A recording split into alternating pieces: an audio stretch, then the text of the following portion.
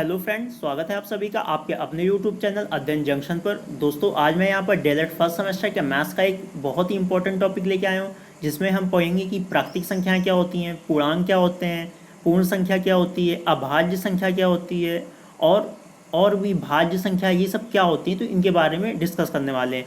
तो शुरुआत करते हैं हम प्राकृतिक संख्याएँ, जिन्हें हम नेचुरल नंबर्स भी कहते हैं। तो वे संख्याएँ जिन्हें हम गिनती के लिए यूज़ करते हैं, उन्हें हम प्राकृतिक संख्याएं कहते हैं। जैसे कि हमें कोई चीज़ गिननी होती है ना, तो हम 1 2 3 4 यूज़ करते हैं, तो यही हमारी प्राकृतिक संख्याएं हैं, मतलब यही हमारे नेचुरल नंबर्स हैं। तो हमारे नेचुरल नंबर्स क्या हुए? 1 2 3 4 और आगे ऐसे ही बढ़ता जाएगा, पूरा अनंत तक जाएगा। तो ये सभी क्या है हमारी? ये सभी हमारी प्राकृतिक संख्याएं हैं। इसके बाद हमारा अगला टॉपिक है पूर्णांक या इंटीजर्स किसे कहते हैं। तो वे संख्याएं या तो वे पॉजिटिव हों, या तो वे नेगेटिव हों, या तो वो जीरो हों, तो वे होती हैं हमारी पूर्णांक होती हैं। जैसे इसमें लिखा हुआ है पॉजिटिव, नेगेटिव, ज़ीरो, तो जो भी संख्या पॉजिटिव धनात्मक हो या फिर ऋणात्मक हो या फिर जीरो, वे सभी क्या होती हैं? पूर्णांक होती हैं। मगर अगर वो भिन्न में है, दशमलव में है, तो वे पूर्णांक नहीं होती हैं। ये भी आपको याद रखना है। तो हमारे पूर्णांक क्या हुए? जैसे कि इसमें लिखा हुआ है इंटीजर i इक्वल टू -4 -3 -2 -1 0 1 2 3 4 5, ये सब लिखा है। तो ये सब हमारे पूर्णांक है। ये पूरा अनंत तक इधर तक जाएगा पॉजिटिव में भी, और ये अनंत तक जाएगा नेगेटिव में भी। तो ये सब हमारे पूर्णांक हैं। अगर हमसे कोई कह दे कि क्या 3/2 ये पूर्णांक है, तो ये पूर्णांक नहीं है, क्योंकि भिन्न वाली संख्याएं पूर्णांक नहीं होती। ऐसे कोई कह दे 2.5, क्या ये पूर्णांक है? तो ये पूर्णांक नहीं होगा हमारा, भिन्न वाला नहीं होगा, दशमलव वाला नहीं होगा। अगर परसेंटेज में कह दे कि 50% है, तो ये भी नहीं होगा हमारा पूर्णांक, क्योंकि 50% को अगर हम कन्वर्ट करेंगे 1/2 आ जाएगा, तो ये भी तो एक भिन्न हो गई, तो ये भी हमारा पूर्णांक नहीं होगा। और इसके बाद आता है धन पूर्णांक। मतलब कि पॉजिटिव इंटीजर्स क्या होते हैं, धन पूर्णांक क्या होते हैं। तो जैसे कि इसमें लिखा हुआ है सभी प्राकृतिक संख्याएं धन पूर्णांक होती हैं। जैसे कि हमने अभी बताया कि प्राकृतिक संख्याएं क्या होती हैं, 1 2 3 4 होती हैं, तो यही हमारे धन पूर्णांक भी इनको हम कह सकते हैं। ठीक है। इसके बाद आता है ऋण पूर्णांक। मतलब कि नेगेटिव इंटीजर्स क्या होते हैं। तो कोई भी संख्या अगर नेगेटिव है, ऋणात्मक है, तो वो हमारी क्या होगी? वो होगी ऋण पूर्णांक होगी। ठीक है। जैसे कि एग्जांपल लिखा हुआ है -1 -2 -3, ये सभी हमारे क्या हैं? ऋण पूर्णांक हैं। ठीक है। और इसके बाद जो हमारा अब जीरो बचा, तो जीरो क्या है? तो जीरो क्या है? ना तो ये धन पूर्णांक होता है और ना ही ऋण पूर्णांक होता है, ये सिर्फ इंटीजर होता है।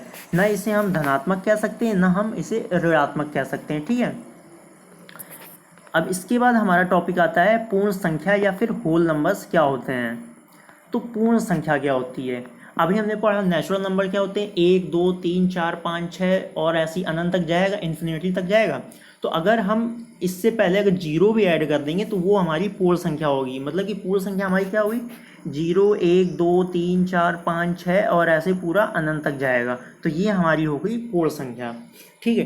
अब ये जो 3 टॉपिक हमने अभी पढ़े, नेचुरल नंबर्स, इंटीजर्स और होल नंबर्स, अगर हम एक नंबर लाइन ड्रॉ करें, जैसे कि नंबर लाइन होती है ना, इसको हमने ड्रॉ किया, तो ये मान लो हमारा 0 है, ये 1 है, ये 2 है, ये 3 है, ये 4, ऐसे ही आगे बढ़ता चला जाएगा। ऐसे इधर आएगा लेफ्ट में, तो ये -1 हो जाएगा, ये -2 हो जाएगा, ये -3 हो जाएगा, ये -4 हो जाएगा, ऐसे ही आगे बढ़ता जाएगा -5 -6 तक। तो अगर हम इन तीनों केवल नंबर लाइन पर ड्रॉ करें, तो क्या होगा? हमारे नेचुरल नंबर्स क्या हो गए? ये 1 से लेकर पूरा अनंत तक हमारा क्या होगा? ये नेचुरल नंबर्स हो गए। ठीक है। अगर और फिर 0 अगर हम ऐड कर देंगे, 0 से लेकर पूरा अनंत तक, पूरा इन्फिनिटी तक, तो ये हमारा क्या हो जाएगा? ये हमारे होल नंबर्स हो जाएंगे। ठीक है। अगर हम पॉजिटिव, नेगेटिव और जीरो सब कुछ एक साथ ले लें, मतलब ये पूरा सब कुछ जितना है, अनंत से लेकर अनंत, नेगेटिव इन्फिनिटी से लेकर पॉजिटिव इन्फिनिटी तक अगर हम ले लें, तो ये हमारा क्या हो जाएगा? ये हमारे सारे क्या हो जाएंगे? इंटीजर्स हो जाएंगे, मतलब पूर्णांक हो जाएंगे। तो पूरा मतलब जो अभी मैंने 3 चीज़ें बताई, उसका समझ लो ये पूरा सारांश है, समरी है कि एक नंबर लाइन पर ड्रॉ कर दिया कि 1 से लेकर अनंत तक हमारा हो गया नेचुरल नंबर, और 0 से लेकर अनंत तक हो गया होल नंबर, और माइनस नेगेटिव से लेकर माइनस इन्फिनिटी से लेकर प्लस इन्फिनिटी तक हमारा क्या हो गया, इंटीजर्स हो गया। तो समझ रहा हूँ कि आपको समझ में आ गया होगा। अब हमारा अगला टॉपिक है अभाज्य संख्याएं या फिर प्राइम नंबर्स क्या होते हैं। तो जैसा कि इसमें लिखा हुआ है, वे संख्याएं जो खुद से या फिर एक से विभाजित होती हैं उन्हें हम अभाज्य संख्या कहते हैं। इसकी हमें दूसरी डिफिनेशन भी होगी, वो है कि वे संख्याएं जिनके केवल दो गुणनखंड या फैक्टर होते हैं उन्हें हम अभाज्य संख्याएं कहते हैं। तो वो दो फैक्टर कौन से होते हैं, एक तो वन हो गया कि वन से वो डिवाइड होनी चाहिए, और दूसरी होगी कि वह स्वयं संख्या। ठीक है, तो जैसे कि इसमें एग्जांपल लिखा हुआ है 2, 3, 5, 7, 11 और ऐसे ही बढ़ता जाएगा 13 और आगे बढ़ता जाएगा। तो क्या हुआ, दो अभाज्य संख्या क्यों है, क्योंकि ये एक से डिवाइड होगी और खुद दो से डिवाइड होगी। ऐसे तीन क्यों है, क्योंकि तीन एक से डिवाइड होगी और खुद तीन से डिवाइड होगी। ठीक, ऐसे ही पाँच की केवल दो फैक्टर हैं, एक है और पाँच है। सात की भी दो फैक्टर हैं, एक है और सात है। तो ऐसे ही वे संख्याएं जो खुद से या फिर एक से विभाजित होती हैं उन्हें हम अभाज्य संख्या कहते हैं। ठीक है, इसके बाद आगे देखते हैं हम लोग। आगे जैसे ये एक बहुत ही इंपॉर्टेंट पॉइंट है कि जो दो है केवल सम अभाज्य संख्या है। अगर हमसे क्वेश्चन सीधे डायरेक्ट पूछ लेता है कि वह कौन सी संख्या है जो सम अभाज्य संख्या है, तो वो है दो, क्योंकि दो जो हमारा है वो एक से विभाजित होता है और खुद दो से विभाजित होता है। और जो बाकी संख्या होती है जैसे चार हो गई, तो वो अभाज्य संख्या नहीं होगी। सम तो है लेकिन अभाज्य संख्या नहीं होगी। ठीक है, अब इसके बाद हमारा अगला टॉपिक है भाज्य संख्या या फिर कंपोजिट नंबर। तो ये क्या होते हैं, वे संख्याएं जिनके दो से अधिक फैक्टर होते हैं उन्हें हम भाज्य संख्या कहते हैं।